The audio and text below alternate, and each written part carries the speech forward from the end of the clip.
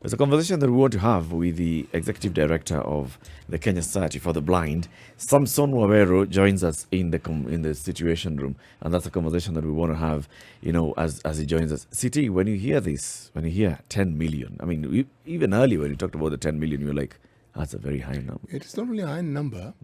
You see, it took my mind back to that when I was an undergraduate at the University of Nairobi, Kenyatta University College.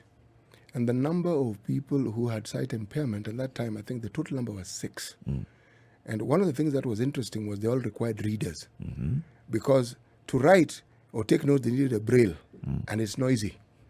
So the idea was you have somebody who helps you read after class so that you can actually type using this machine. But 6 people only. Now, what I thought of, and you see the conversation you have, if you're someone's reader, because I had a classmate called Samuel Torore, I was his reader. So you then get into that group of people who have sight issues. So you get to understand. Now, there is a joke he used to have, which only he could crack. It's only him who could. I couldn't. He said when he went for his teaching practice, and one of the things that he found particularly interesting was that he was facing the blackboard and he wasn't aware he was facing the blackboard. So he tells the student, he points the blackboard and says, "You over there, stop making noise." So I since it was here and I thought he was laughing his head off. But it brought home something interesting, because I asked him, "Were you born blind?" He said, "No. I could see very, very clearly until I was in something like Standard 5. I said, "Then what happened?" He said, "I had this problem with my eyes and it just got worse." Then I realized he could not see, but he could make out figures, but he couldn't see. Neither could he read. So there was something that caused it. And literally everyone whom I came across at that point in time had this. So when Ndu was reading this, it brought back those memories. I was thinking, goodness. So this problem has now escalated instead of reducing. Or do we have a new menace that is actually threatening the lives and the sights of people? Let's find out. Yes. Samson Waweru joins us in the Situation Room. Good morning, Samson. Good morning, Eric Latif, Ndu, and City Muga. Good to have you on the show. Thank you very much, sir. Karibu sana. Asante sana. The Kenya Society for the Blind. Let's just first of all start by understanding who you are as a Kenya Society for the Blind. Well, we are an old society that is statutory in nature because we are created by an act of parliament, Cap 251, back in 1956. So lest we forget, the society was created after a crisis, the Second World War, that brought back soldiers who were blind and who needed a place to be rehabilitated because their sight could not be restored from the effects of the war. That's where Kenya Society for the Blind began as the Royal Commonwealth Society for the Blind. It's a pre-independence body. It was given a huge mandate, to look into prevention of avoidable blindness and its alleviation, to also assist in the training, education, rehabilitation, employment of visually impaired persons. Then to advise the government, private communities on all matters pertaining blindness and to raise awareness on issues of blindness. Those were the mandates then. Then the charity of looking at the model of looking at disability was charity in nature. So although we were envisioned to have a mandate to create employment, we were even not providing education to blind persons in our country. And the journey began then because now, as the models of disability evolve, we came to the medical model where a lot of disability was looked at as a disease that needed treatment. And now where treatment was not possible, then thinkers came up with a social model to use education and to look for ways in which people could learn and blind people could learn so that they can also contribute to the growth of the economy. That's where even Braille was introduced in Kenya. And also blind persons began being integrated into the education system. So Kenya Society for the Blind joined with partners in what was called the Kenya Integrated Education Program that sought to equip learners with visual impairment an opportunity to have an education. And I think City has a testimony of Dr. Torore. They were those first people to go through this system of education. And what was discovered, they had the correct brains. The problem was the eye. So they could learn and they could do the exams and pass in class. Right. So the environment was what was making them have the disability. It's not them. We didn't have systems in place. But gradually, I think we've developed quite well to the point where we are at least affording blind persons or persons with visual impairment an opportunity to also fight for their lives through education. Right. Yeah. Do you have powers, aside from what you said, assisting the government, raising awareness? Do you have any powers? Then we had powers, I believe. But right now, we don't have powers. As I said, we are created under an act of parliament. Yeah. That was last reviewed in 1988. So significant shifts and changes have happened in terms of laws and in terms of how disability is looked at. There is a new constitution, there is a Disability Act, and we feel it is the right time for the Act of Kenya Society for the Blind to be reviewed so that it's given adequate powers to assist in the current modern scenario. What would it do, Samson, this act, if we're just looking at practically, what doors then would it open if this act were to be reviewed, looking at it in its existence currently, and then what we're hoping would happen after the review? What would it unlock in the country? It would unlock significant things for advocacy and the fight against blindness. Because one, we are created charitably, meaning we are not financed from the exchequer. We are not given any budgetary allocation. So we are supposed to get our funds through donations, charity works, IGAs, membership subscription. And with the burden of blindness now, it's not a sustainable way to fight such a calamity. So we would need to be considered for funding by government so that government plays a part. Because when people go blind, they are still government patients. When they acquire disability, we are a government people. So why not play a part first by investing in prevention of avoidable blindness? Two, we are given 3 ministries who have representatives in our council. The Ministry of Health, because of prevention of blindness, Ministry of Social Services, because of the disability factor, and then the Ministry of Education, because of inclusion of education. But this ministry, it is not clear what role they should play. They only sit to provide technical advice. But I think we should now move and see what are the sustainable things we can do and that ministry can provide support to the society. Let me ask this question. We have affirmative action and we've had affirmative action in the education system with regards to the geographical area certain Kenyans came from. And there was an understanding that if you come from a certain area, when it comes to admission into, say, for instance, Schools, secondary schools and so forth, you were given some consideration. Is there any such consideration for people who have visual impairment? Yes, there are certain considerations when it comes to exams that are administered through the Kenya National Examinations Council.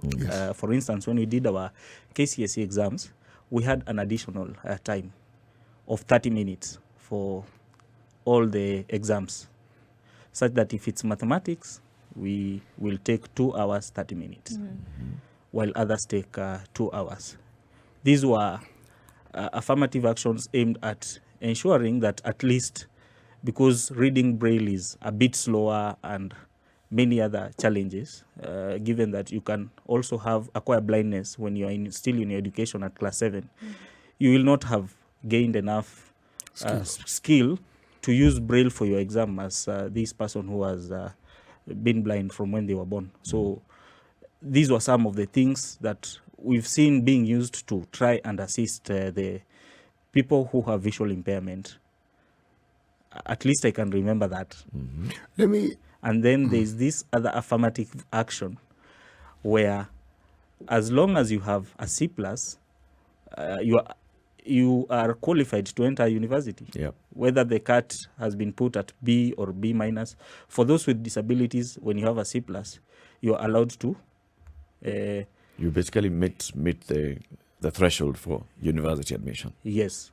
And when you get to university, say, or you get to a tertiary college, do these institutions have within them facilitation to ensure that somebody with visual impairment actually has a fighting chance and is on the same footing as other people who do not have such an encumbrance?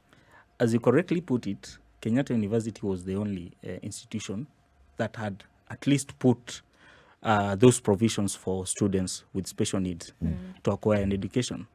So back in 2012, I think there was a change with the Higher Education Act, whereby now universities increased.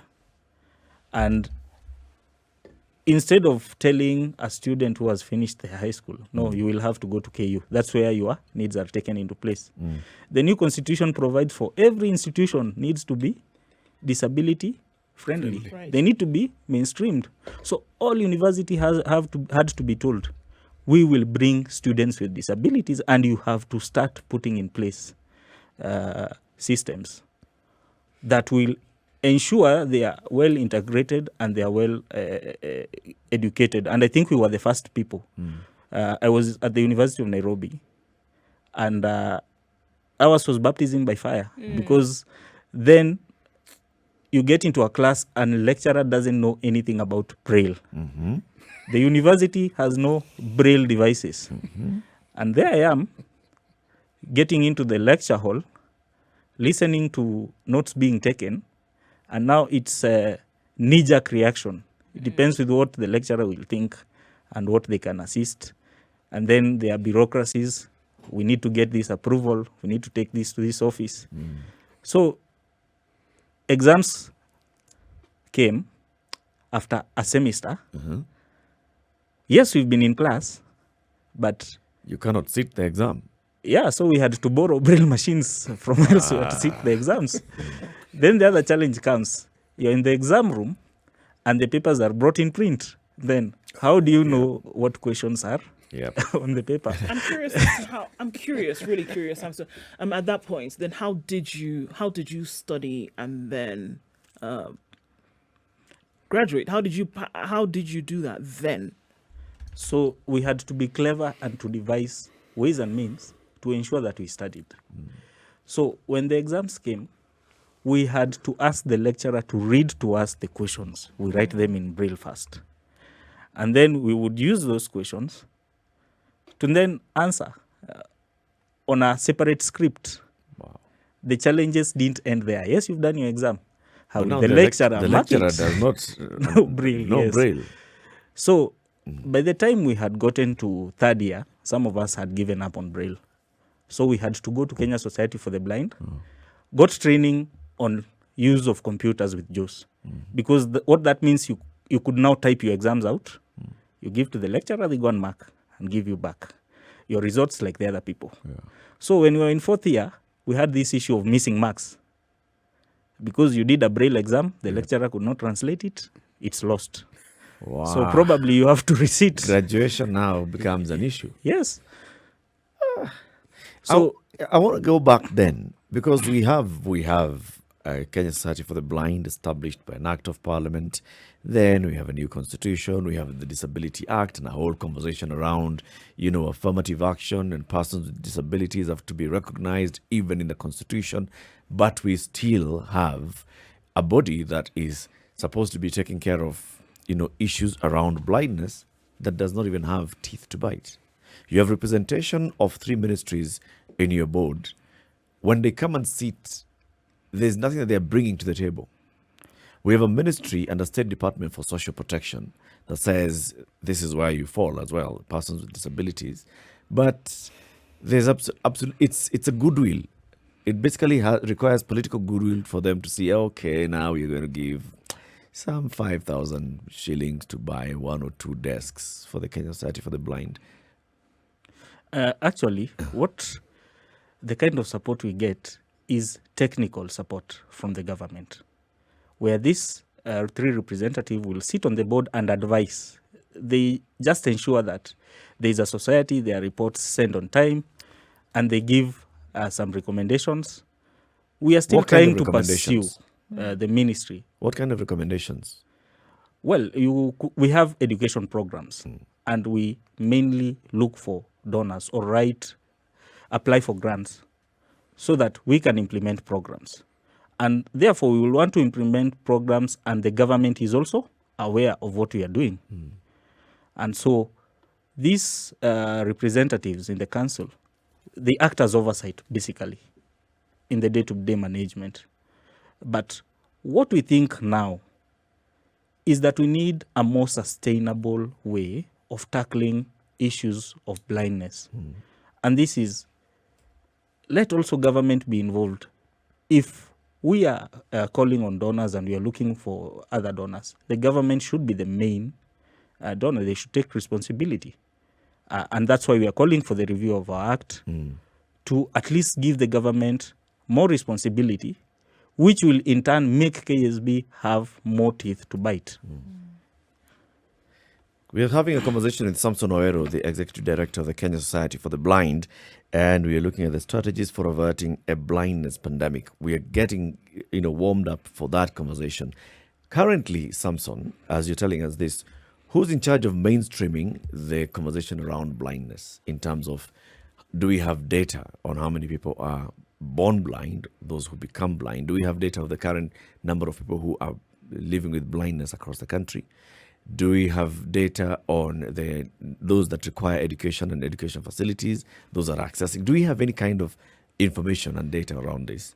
And then, do we have programs in place that have been designed in government as policy or as programs that are catering for all these needs that emerge? Yes, we have a Ministry of Health that has an ophthalmic services unit, which takes leads on matters of blindness. We have a national eye health strategy for 2019 to 2024. This national eye health strategy outlines clearly what needs to be done by the country so that we attain the best possible standards of a comprehensive, inclusive, and people-centered eye care services. So in this eye health strategy, KSB is also given some provision so that we can produce quality eye drops for the Kenyans who cannot acquire eye drops easily. So all we are waiting for is operationalization of the national eye health strategy. The other thing is in regards to data, we don't have concrete data. We are now focusing on doing a rapid assessment test to understand the problems of blindness in the country. This needs an in-depth research, and it needs players in the eye space, led, of course, by Ophthalmic Services Unit, Kenya Society for the Blind, and there are many other players, including CBM, Sightsavers, Fred Hollows. All those players come together and sit down to look into how we can then tackle this menace of prevention of avoidable blindness, and also lobby the government so that we ensure that we have probably enough healthcare workers who are qualified and who are experts in the eye issues, because that we don't have. You'll find that 62% of all the healthcare workers we have are based within Nairobi and its environment. But the burden of blindness is more in the rural areas.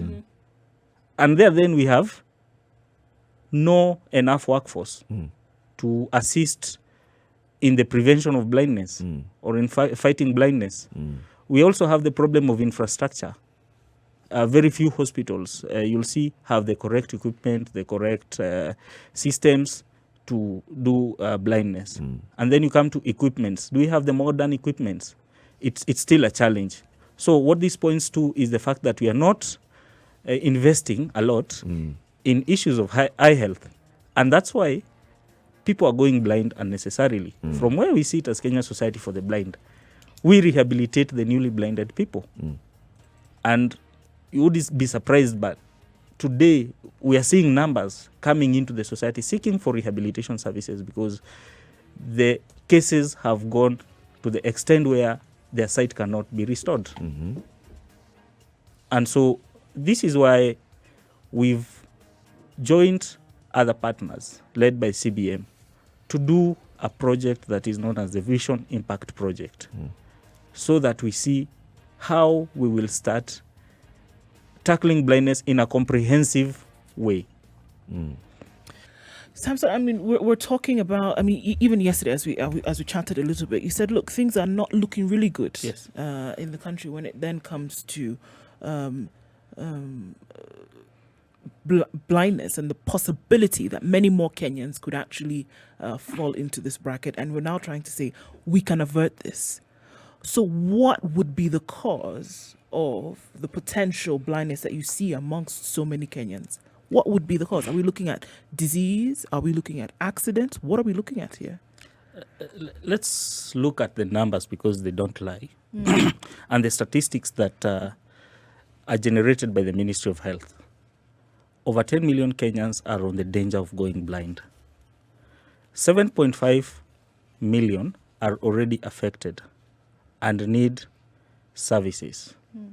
The government, together with all partners in the eye space, including Kenya Society for the Blind, is able to reach 1.7 million Kenyans.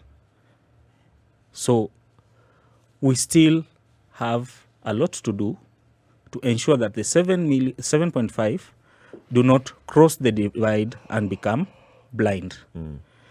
The other issue is for the conditions that lead to blindness.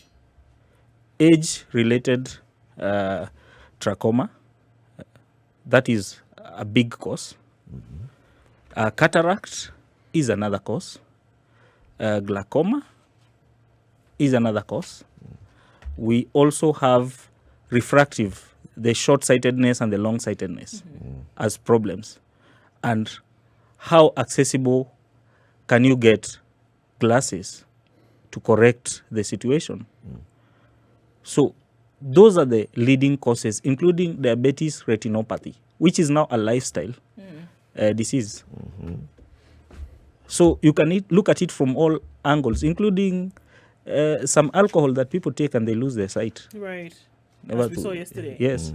So these are things that are happening, and they are claiming Kenyan sight, and they are the most common. But the good thing is 80% of all these conditions can easily be treated and be prevented if only they are detected early. And, what would it mean, Samson? Because I mean, one of the things you mentioned was trachoma, right? And you see this not just in the elderly, but you see this in younger folk as well. Yes. And so then I'm just thinking that, you know, if you're saying that they can be prevented, so you're looking at things like screening, what areas are we seeing that this is more prevalent in the country? And then now connected to why perhaps screening is not taking place, which is something that could be done. And I know that KSB, for example, has carried out quite a number of screening exercises around the country. So are we saying that these can be avoided if we take the preventative approach? Yes, that's true, because you will never know the kind of condition you have without going for screening. So to the Kenyans, you need to come out for screening. To all partners, we need to provide the appropriate support to ensure that we get many Kenyans screened as possible. Most of us will wait until maybe you have some pain in the eye, or you start finding out, by the way, I can't see, I can't drive properly. That is when you go to seek for services. But eye screening should be something you do yearly, at least twice. The way you have your maybe dental checkups, you need to have your eyes screened so that if you have a condition, it's treated. Samson, let me ask you this question. Huh? We often have in this country, through the Ministry of Health, very successful polio vaccination drives. Yes. Now, has there ever been a situation where you've come across a program that screens children of school-going age, right from a very, very early age, to determine whether the site is something that their site is as it should be? Have you ever heard of such a program? We have not had a program Yes. by the government Yes. that seeks to go round the country gung-ho in a campaign to address eye health issues. Yes. What happens is that different partners will go to different parts of the country and do screening for as much people as they can screen. And then the government is also involved because there are healthcare workers in those communities who will be used to do the screening. But this means partners will choose where to go. Some will maybe seek for advice from the Ministry of Health. But I think a comprehensive approach where all partners, or the government takes lead and brings together all partners and they decide, we are fighting blindness, this is a strategy, and this is the way to go. I think those are the conversations that we are having currently. And that is what we want to see happen, so that we address this problem comprehensively. If we are saying going to do screening and treatment and referrals in, for instance, Meru County, we go to Meru County and do that from sub-county to sub-county, raising the awareness, calling people out for screening, and everyone is involved. There are parts of the country that seem to have, should we say, a bigger problem with issues to do with sight than others. Is that so? Yeah, that is so. Precisely. So, meaning the idea of addressing this problem where perhaps it's most prevalent is something that can easily be done because we already have the information. We have the information. We've previously we've seen some researches or surveys being done by the Ministry of Health. So this information is there. And that's why this program that we are engaging in, the Vision Impact Project, to begin with, it's targeting 7 counties, which will then grow into 10, which are mainly affected by different conditions. In these counties, there are health institutions that operate in them. So, for example, in Bomet, we have Tenwek Hospital, which is well known. In Vihiga, we have Sabatia Hospital, which will be taking lead in terms of giving the eye care services. And then we have a PIC technology, which is a mobile application that can be used by teachers in schools to detect an eye condition. And this information can easily be sent to the Ministry of Health health management system, so that once this data is collected, you're able to go then and refer this kid so that their condition is looked into and they are given the appropriate treatment. So we are taking eye care services even now to health volunteers, because if you have an application and what you need to do is use it to examine the visual acuity of a person, and from that it can give you what problem this person now has in terms of eyesight.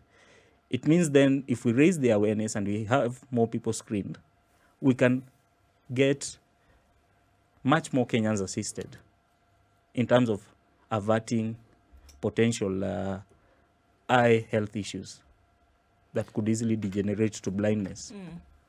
So how do you fund your operations? I'm asking this because the next question I'm going to ask is, when you're doing all these campaigns around the country, what kind of support do you have, or what kind of support do you need? We fund our operations through strategic partners, and currently or previously a few years ago, we've been working with corporate entities to get some kind of support to do medical camps. So you'll find in a year we will do 3 or 4 medical camps in different places of the country, maybe supported by Insurance Regulatory Authority, sometimes UAP or Mutual. And then we get the report, but we don't have enough funding to help these people get treatment or get referrals. So that if it's a cataract, you take them for a cataract surgery. So although we do these medical camps, there has been a gap. And that's why now we have come together with a partner like CBM so that we do eye screening, treatment, referral, rehabilitation for those already blind, to begin with in the 7 counties. So through BMZ, it's a German agency, the government agency, is funding CBM with 2.2 billion that will be used to fight blindness in the 10 counties. And so KSB has work cut out for it within this project in terms of rehabilitation, inclusive education, where we will take one school in the county, make it a model school for inclusive education, so that slowly we stop this thing of having special school where you take children with disability to one's school and they sit there on their own. Then when they come to university, they have to be in the university with all these other kids. So we will make an inclusive school in each of these 7 counties. We'll also provide quality spectacles through a partner called ESLO. It's a French company that does spectacles, very good spectacles. So that if your condition is identified to be needing refractive correctional devices, you are prescribed for, and you are good to go and to go on with your life. Sure. Even as you say these things, I mean, just intertwining what you had said before in terms of the support that was not available very many years ago for those who are visually impaired or have had loss of sight, right? Yes. And then, I mean, other vulnerable, those who are existing with disability. With blindness already. Right. Yes. So it's clear that there's a lot of work that's being done, despite the fact that, you know, there's an act government instituted, and that more support should be coming, but it's not. So there's a lot of work that's going on despite the absence of that support. There's a lot of work that has started now to come. Right, okay. But all I say is, for those people who are already blind, I think we've always have had this habit as human beings of waiting for something of huge proportion or catastrophe to happen so that we think of how we support, Sure. Let's say, blindness. Because the creation of Kenya Society for the Blind was after the Second World War. And it was mainly catering for the people who have come back. Yes. Injured, yeah. That is Injured what after the informed war. then the need to have a society for the blind. Then in 1998, when we had bomb blast, we had other blind persons. Yep. That other persons that had been left blind. So what happened? We then saw a lot of support coming to Kenya Society for the Blind so that they could take care of these people. Few years after, It all died down. it died down. So what I usually ask, are we waiting for another thing to happen so that we can support issues to do with blindness? Samson, if the government was to help, what would they do? I think we are now looking for sustainable solutions to issues of disability and issues of blindness. For us, I believe we are government, being a statutory body. So since the Constitution now and the fact that we've ratified the United Nations Convention on the Rights of Persons with Disability as a country, and it forms part of our laws, let's look as disability using the human rights approach, where the government is playing an active role in funding for sustainable programs that will assist its own people. Because that is what we are not doing. We've left it to the donor for a long, long time. But I think now we should start addressing it from ourselves so that donors can come and chip in maybe what you're not able to do. But we should not even be getting there to a point where we are looking to donor support. If we have a constitution and a Bill of Rights, that guarantees some certain basic rights, is it not expected that the government has then a responsibility by constitution to take care of people who are living with disabilities in the country? And this is not a progressive right. This cannot be a progressive right. And that's why for us who are already blind, we tend to be selfish and tell the government the best way is to prevent more people from having these disabilities, because the expenses that comes with supporting an individual who is already visual impairment is really high. For instance, you know now if you're blind, you cannot even use a mulikamuzi. You need a smartphone. If you're working in an office, you need a laptop, but you need an extra 120,000 to buy the speech software that is JAWS. Yeah. If you go blind, you will need to have a guide. Yeah. So you need to have enough money to be able to pay for your own needs and that of the guide. Yeah. So why would we allow more people to go blind with all these challenges? Right. I think it speaks, though.